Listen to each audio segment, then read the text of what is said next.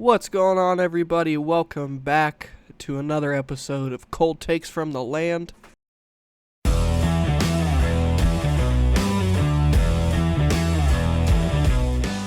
Cold Takes from the Lane, where you get the coldest takes from the hottest Cleveland sports fans. And it's time for some playoff basketball, buddy. How about it? Yes, sir. We're back after months of being gone. I almost accidentally swallowed my microphone after doing that intro there. I Fucking slapped it right against my face. That's okay. We're back, and hopefully back permanently. Took a little bit of, after the Browns loss in the playoffs, we took a month to just get out of our depression, and then after that it was just our inability to do it. Yeah, I don't know about you, but since the Browns lost in the playoffs, I've been in a darkness retreat for the last 4 months. That's true, and I can agree with that one. But our lovely Cleveland Cavaliers won 48 games. They are the 4th seed in the East, and they are opening their first-round playoff series tomorrow afternoon against the 5th seed Orlando Magic. And it's definitely an interesting matchup, I guess, before we get into predictions and whatnot, since I'm sure it's not going to be a super long-winded video. I guess let's get our quick thoughts overall on the season. I'm not sure how you're feeling. I'm sure we'll have some differences. Yes. Do you by chance have our what did we have last year? We hit 50 wins on the dot, right? Yeah, I think we were 50 or 51. Yeah. So, I mean, going into the playoffs, we're playing probably our worst ball of the year, which is unfortunate. But overall, I think we both predicted, if I'm not mistaken, we were going to be a little bit better than last year. So I think I predicted 53 or 4 wins, and I think you were around that same range. I think I said 53 and 29. Yeah, definitely a little less than we thought we were going to be, but we're the exact same seed rolling into the playoffs, the 4th seed again, like you touched on. I like our matchup this year a little bit better than last year, though, buddy. How do you feel about that? Yeah, it's weird, because even though, technically we were worse, there's reasons to think that going into playoff basketball, we can be better against certain teams. The main difference is, obviously, we added a little bit of shooting, which was very much needed. You added guys like Max Strus and Georgius Nang, big one being Max Strus, of course. But that definitely helps, because perimeter shooting seemed to be a little bit of a problem down the stretch. And just that general experience of getting absolutely shellacked by the Knicks last year, I think will make us a little more playoff ready. The only thing I'm really worried about is, honestly, the physicality from our bigs, or the lack thereof that there was last year. And then Darius Garland, he has had a really rough go of it this year compared to last year. And, there's a lot of questions in my mind going into the series. Yeah, me too, man. I mean, Darius Garland has had a weird season. Mobley's been pretty much what he has been, so not much growth there, not much regression. I was talking with some friends earlier after actually we got off work a few hours ago, and it's a weird thing where the Cavs are at, because just like I told you at work today, how Boston has as I put it, I think a Golden Gate Bridge to the Eastern Conference Finals. If we can somehow, man, make it out of this series and somehow, I know it's a long stretch, if we could beat them, I think the East is open after that. Yeah, I definitely think Boston's the team to beat, because I'm not as high on Milwaukee. I'm not as high on Philly. The Knicks are pretty scary. They might be the second best team in the conference. Obviously, they're the 2 seed, so you would think that, just on paper. But I mean, there's definitely a lot of possibilities. But Orlando is definitely not a team to slouch on. They're really young, but they got some guys, man. Paulo Banchero has really grew into his own this year, averaging about 23.7 rebounds, 5 assists. We got Franz Wagner, who's good scorer, average about 20 I'm going to hold you up there for a second. You said 23, 7, and 5. Yes. Isn't that absolutely ridiculous? Those exact stat lines are basically what Derrick Rose averaged his MVP year, except D Rose is 25 points a game. So it just goes to show how insane. There's so many good scorers in today's game. Oh yeah. Granted, I've said this and I'll stick by it. I think defense has never been worse than it is in 2024's NBA, but it's insane how many guys are scoring 20 plus a game. Yeah, it's a lot of scoring in today's league, and it's just the style of play, the speed, the amount of 3-point shooting. and the ability for these guys on offense to evolve. Like basically, if you can't shoot a 3-ball, you're not on the court. So yeah, pretty much. But yeah, the Magic are interesting, man. They got Jalen Suggs, a young guard who can score. They got Cole Anthony, a young guard who can score. They got 2 solid young big men. Wendell Carter Jr. has been around a little while. He's really good defensively. You got Moritz Wagner. I probably butchered his name, but he can score a little bit, and he can contribute. And you know what's crazy? I forgot they have Markelle Fultz. You remember the hype that was around that dude a few years back? Yes, I do. But yeah, they got a young squad for sure. Yeah, very young. And it's going to be interesting because I'm not sure how we're going to match up against a guy like Paulo Banchero, because while he's traditionally, like, when you just look at position and size, he's a power forward / center. But he's also he can handle the ball, he can score from anywhere. He's a really good passer for the style of play he is. And he's not as like big of a bully as like someone like Mitchell Robinson was last year that gave Jared Allen and Evan Mobley problems. Yeah, he gave us fits. But I mean, you would think you stick someone like Evan Mobley on him and just try to frustrate him as much as possible because he's your top guy that you got to worry about. And then of course, perimeter defenses continue to be a problem for us. So I'm optimistic, but at the same time I'm like kind of terrified. Yeah, I'm not, you know me, I'm not super high in the Magic, so I'm not nearly as scared as you are. But granted, saying that, I thought this exact same thing going into our series with the Knicks last year. Exactly. I think I predicted we would win 4-1. But man, we're young. We're a very young basketball team, but with how young they are, and we have guys like Donovan Mitchell. Granted, we don't know if he's 100%. He says he is, but we don't know that to be the case yet. But with guys like him, we should, and the talent we have on paper, we should be able to win this series fairly easily, I think. Yeah, I mean, when you look at it on paper, if everyone performs, we definitely have more talent, we have more experience, and just more playoff-ready guys. Obviously, last year, Mitchell kind of struggled in the playoffs, but previous to that, he's been known as a playoff performer. And Darius Garland was one of actually the only guys who played well in that Knicks series last year, so you have that to look after. And you think with Mobley and Allen having a better mindset and more physicality going into it, they can hold their own just fine. And with the added shooting on the perimeter and with Karis LeVert having a better year this year than last year, you think you can go in and beat this team in 5 or maybe 6 at worst. But again, I think the big X factor is our ability to defend the perimeter, honestly, and then our guys off the bench. I think that's kind of a big thing to look at. When LeVert's in the game, Strus is coming off the bench. If he's the one that comes off the bench, it could be a Coro. Just depends what lineups they go with. If Sam Merrill gets some burn, it kind of just depends how it goes. How well can those guys contribute when your stars are off the court, and then how well can you defend the perimeter and defend those young guards that they got who are quick and shifty and can score. Luckily, not the best shooting from the 3-point line. So you won't have that as much to worry about. But it's going to be interesting. It's definitely going to be an interesting series. I think it'll be a battle. Yeah, I'm hoping. Obviously, like I said, I'm hoping I'm right, and I hope it'll be a short series. But I think it'll be a tough fought series. The Magic, at the end of the day, I don't think they have that experience. I think we're going to get this first round victory. I'm not going to give away what I think how the series is going to go as far as games yet, because we'll get to that here in a bit. But who do you think is going to be our second guy as far as scoring goes? Because looking at our stat line here, we had 6 guys who finished the regular season in double-digit points. You have obviously Donovan Mitchell, number 1. He finished at 26.6 points a game. And then Garland kind of dipped off a bit at exactly 18 a game. I think that's going to be a big thing throughout the playoffs. Are you going to be able to have a guy that's going to be like a Jamal Murray? I'm not expecting Garland to come out and average 33 for a series or two, but who's going to be that guy that's going to average 20 plus for like the entire playoffs to be your number 2 guy? Because if you want to make it out of more than one series, you're going to have that, I think.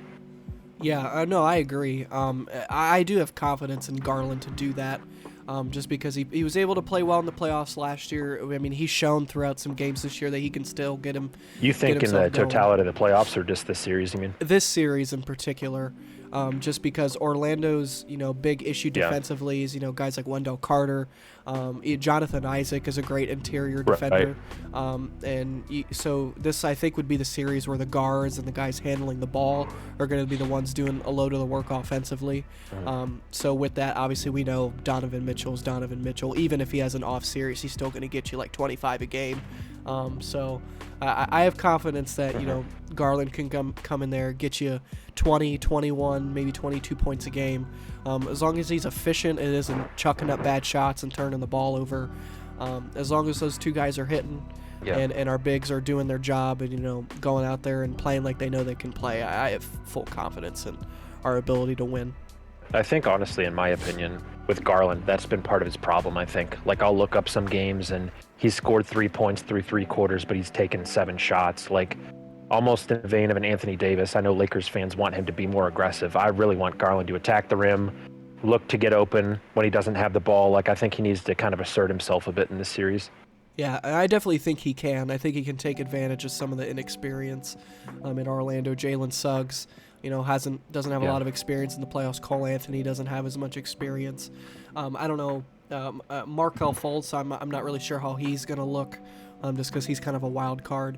But their big issue. Yeah, that'll be a wild card. Yeah, their big issue is going to be, their interior defense. Like I said, Wendell Carter is a good interior defender. Boncaro is a good defender. Jonathan Isaac is a fucking amazing defender. He's just a 0 pretty much on offense, so that's why he doesn't get as much playing time. He only played, he only played 15 minutes a game and still led the team in blocks per game, just because he's that big of a presence defensively. But there's moments where, like, if someone like him is in the game, whether he's playing like the 4 or the 5, that's a guy that you can relax a little bit offensively and dare him to make jump shots. And I think that's going to be the key defensively. Right. Is, collapse on the interior and kind of make him beat you with jump shots. You got to out-physical him, and I definitely think we have the personnel to do it.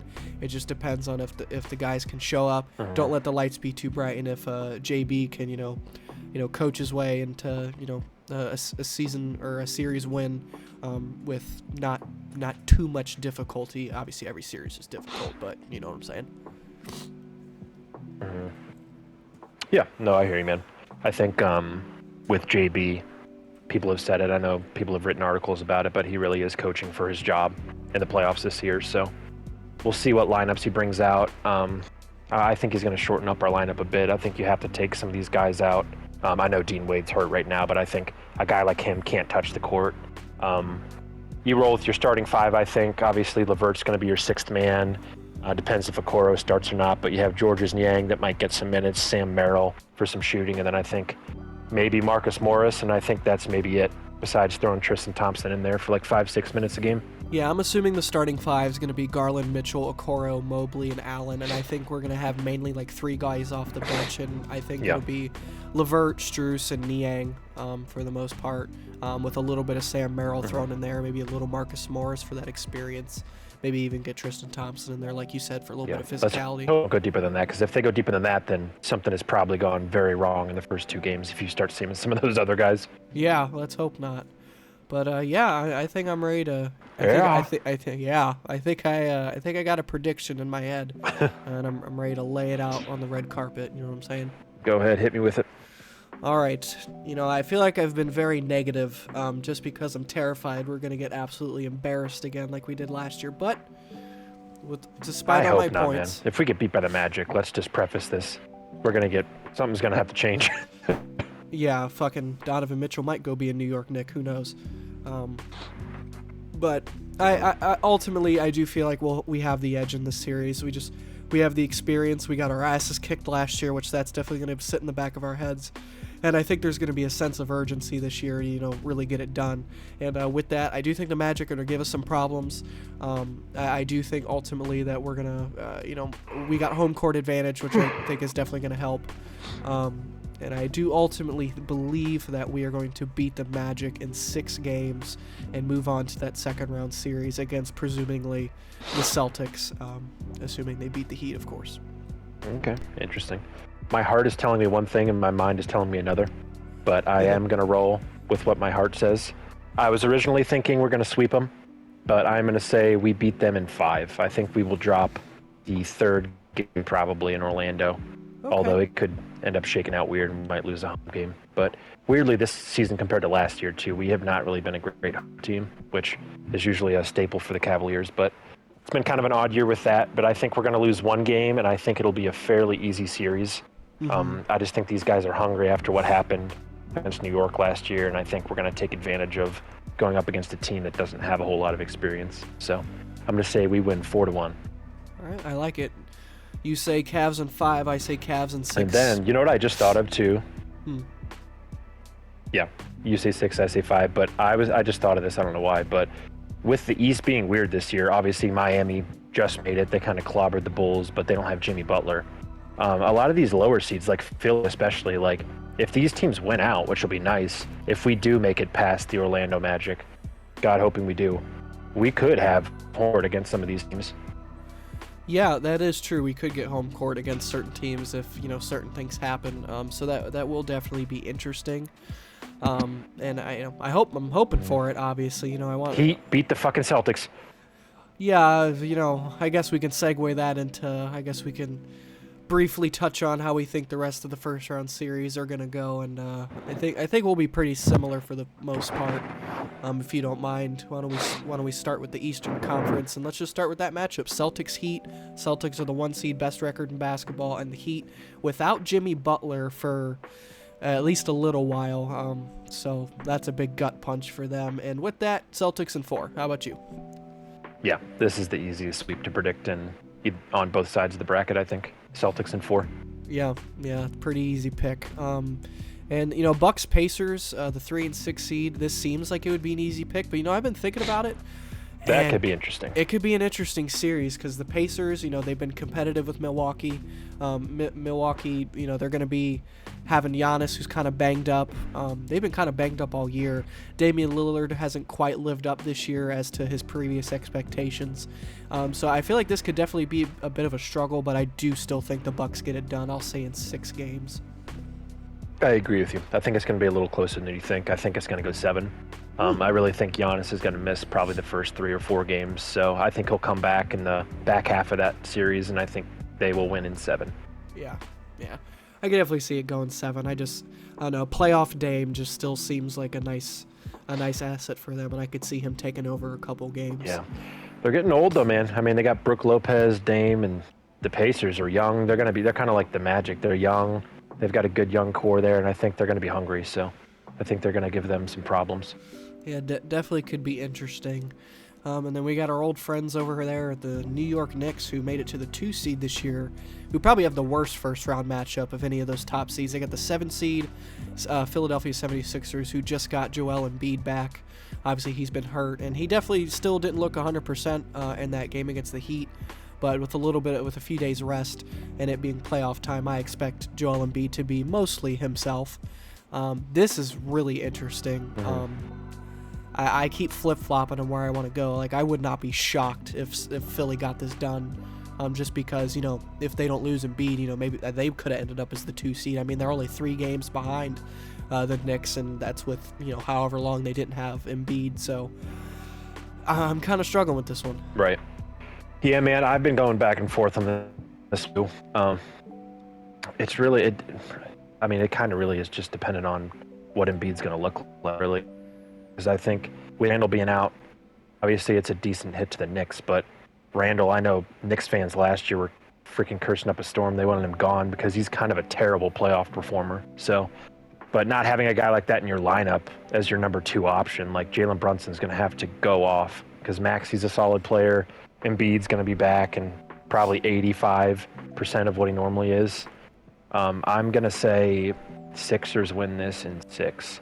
Okay, I like it. And this will be the first one where we differ because ultimately I do think Brunson's going to have success. I do think Embiid being slightly hobbled is going to hurt them. He's a beast. I think with some of the added additions for the Knicks and the great defense that they can play, I think they'll be able to slow down a hurt Embiid enough, and I think the Knicks get it done in 7. And so with that, we have got an interesting first round. Now we go over to the West here, and the West is ridiculous. I know we've talked briefly, and obviously the Kings and the Pelicans are playing right now. They're a little bit into the third quarter. Pelicans are leading by 12 at the moment, so let's just assume they close out this series. But to me, seeds 1 through 7, I think can all, be considered contenders in the West. I know you don't agree. We've already talked about this previously, but I think contender in the championship. Absolutely. Yeah, I disagree. So I think there's more teams in the East that have a chance to win it than the West, to be honest with you.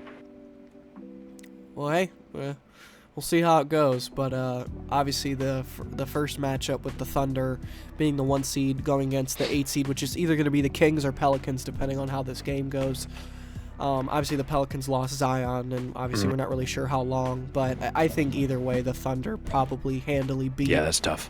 I think the Thunder probably beat either of those 2 teams in 5 or 6 games, honestly, so I don't think it really matters. Yeah, I think Thunder win too. If the Kings can make a comeback, I think they give them a closer series, but I think they win in 5 against the Pelicans, 6 against the Kings.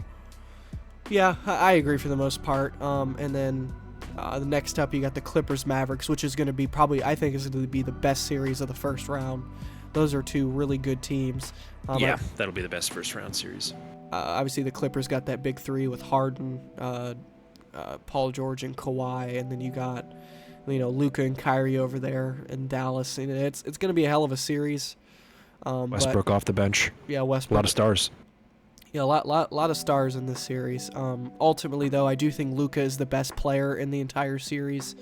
And I think it's his time to solidify that MVP case, and I think he's going to come out, and I think the Mavericks will beat the Clippers in 7. I've changed on my opinion. I woke up this morning thinking the Mavericks are going to win. I think the Clippers will win in 7.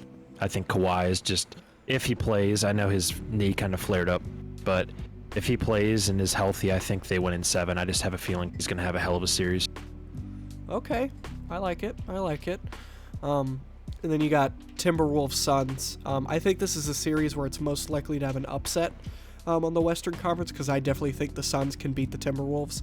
If they can get hot with KD, D-Book, and Beal, they can definitely go on a run of a few games and make the series go out of reach. But I do ultimately feel the safer pick is to go with the Timberwolves. So if I had to pick gun to my head, I'm going to say the Timberwolves in 7. I'm going to agree with you, except I'm going to say Timberwolves in 6. I don't have much belief in the Suns. KD is still playing well, but, he's getting up there in age, and I don't really have, outside of Booker, I don't have a lot of faith in them to perform in the playoffs. Okay. Yeah, I definitely get where you're coming from there, because obviously Beal's kind of been up and down, and Kevin Durant isn't quite what he used to be, but I think it could be interesting. He's missed a lot of the year, too. Mm-hmm. And then lastly... It could be. Yeah. But we'll have to see how they all look. No, I get you. It'll definitely be interesting. The last series we have to talk here is 2 seed, 7 seed. We got the Nuggets against our boy LeBron and the Lakers. The fan in me, LeBron being my favorite player of all time, I want to say Lakers in 4. I'm just kidding, but I love I love Can you LeBron. imagine, bro? Yeah, that would be fucking insane. But I love LeBron, and he's obviously starting to, but he's on that other half of his career. He's starting to hit the twilight area, where he's starting, he's not quite what he used to be. Obviously Anthony Davis has played out of his mind this year. They've gotten contributions from D'Lo and Austin Reeves and the other guys, and they've played really, really well post All-Star break, but this is the worst team for them to have to play in the first round. A team that swept them last year, team with the best player in the world, in my opinion, with Nikola Jokic, and that team is just a well-oiled machine. Beat them 8 in a row. Yeah, the Lakers haven't beaten them in a while. So as much as I love LeBron, I do think they're going to put up a better fight, but I'm going to go with the Nuggets in 6. Yeah, I'm going to say, out of respect for LeBron, too, I was originally thinking Nuggets and Jokic in 5, but I'm going to say Nuggets in 6. What a double-edged sword, too, because we both love LeBron, but fucking Seeing LeBron in purple and gold pains me because I can't stand the fucking Los Angeles Lakers. I've always hated them. It's like the New York Yankees of basketball. No, I get you. So It's love definitely LeBron, but I can't stand the Lakers. They have a lot of wild cards on that team too, with D'Lo, and just you never know what you're gonna get with him. Reeves is up and down, so I'm gonna take the more consistent team there. Yeah, that was kind of my thinking too. And so yeah, that's kind of our thoughts on the first round as a whole there. We were pretty much the same. I think we only picked one series differently, or two series differently. I picked Mavericks, you picked Clippers in that series, and then you picked Philly, and I picked the Knicks. So we'll see who's right and wrong on those ones. But yeah, I think I got my fill in terms of NBA first round action. Obviously, we'll have updates on the Cavs as the games go on, as they start tomorrow afternoon. Is there anything else you want to throw in there for our folks over there? I don't think so, man. But yeah, that's our main thoughts on the first round. Obviously, the Cavs being the big portion of the video, but that's our thoughts on how we think the overall games are going to go. And we'll be back consistently uploading content. We'll be talking about the Cavs in the playoff stretch. We'll be talking about the Guardians. They have had a nice start to the year. The Browns have done a lot of work in the offseason that we haven't touched on. We've been saying that for 7 months, but well, fuck off. We're gonna get back on this train, I promise. And if we don't, I'll just fucking. Never mind, I'm not going to say that. Anyway, but we're going to be back on the bandwagon here, getting stuff going. And we're excited for the Cavs. Like I said, we'll be talking Guardians, Browns. We'll be back on this consistently. And, yeah, that's our thoughts on the first round and our thoughts on our Cavs. Obviously, we'll have updates and new videos as the Cavs series go along. And, yeah, we appreciate you guys for tuning in to another episode of Cold Takes from the Land. And we will see you in the next one. Cold Takes from the Land.